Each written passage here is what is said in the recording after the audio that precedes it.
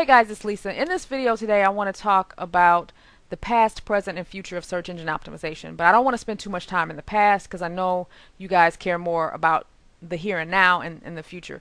But sometimes you have to go to the past to understand the future. So I'm going to briefly go through this 10-year period here between 2000 and 2010. Now I know 10 years on the web is like 100 years in real time because so much happened, but I'm just going to try to give you guys an overview. So back in the late 1990s, early 2000s, ranking a web page was so incredibly simple, you guys, because it was all about things like meta tags.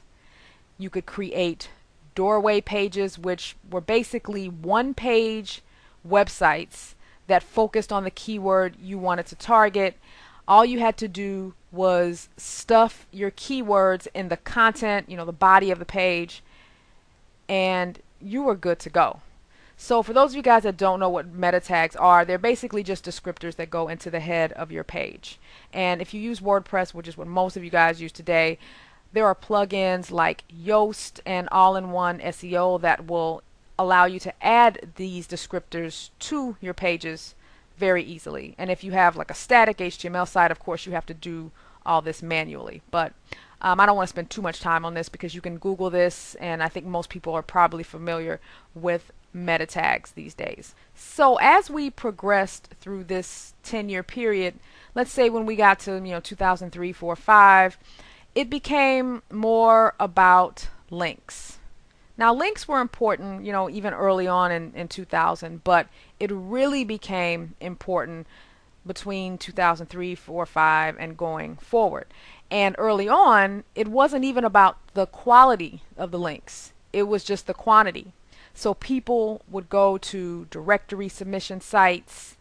They would do article directories like ezinearticles.com, and they would write articles, and then the byline would link back to their site. They would do link exchanges. So any way you could get links to your site, that would help you rank well. Of course, as we moved along, it became more about the relevancy of the links, but early on, it was just about amassing a bunch of links.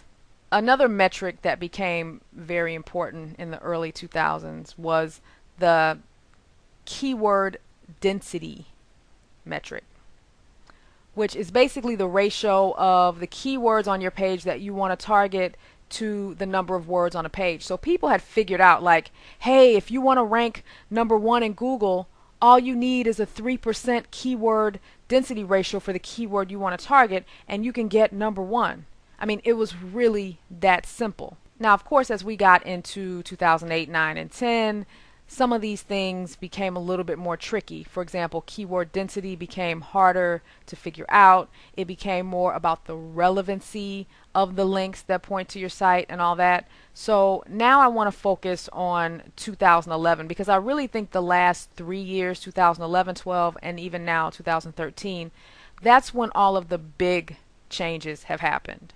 2011, the reason I feel like this was a really big year, because for the first time we started to see websites that had never been impacted by any of these updates get impacted.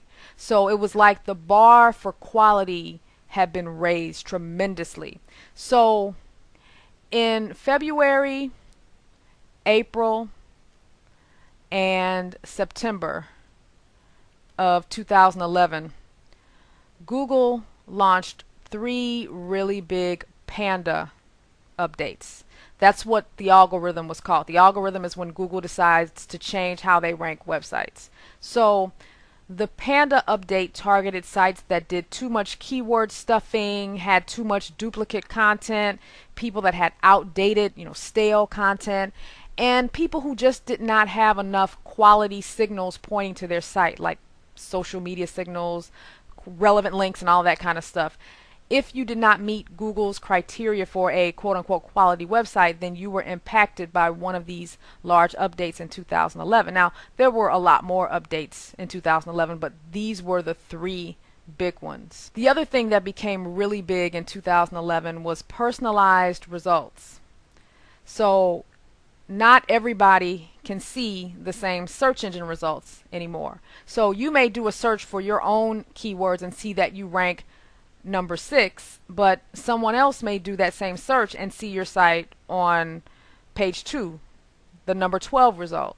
So everybody is seeing a different result. So it's really hard to know exactly where you rank. The only way to really tell where you rank is to log into your Google Webmaster Tools account and look at the traffic reports and look at your average rank for the various keywords. Because Google now ranks websites based on previous searches that you've done, websites that you visited, your social network. So if you are friends with someone in a social network and they like something, then that will show up in your results. So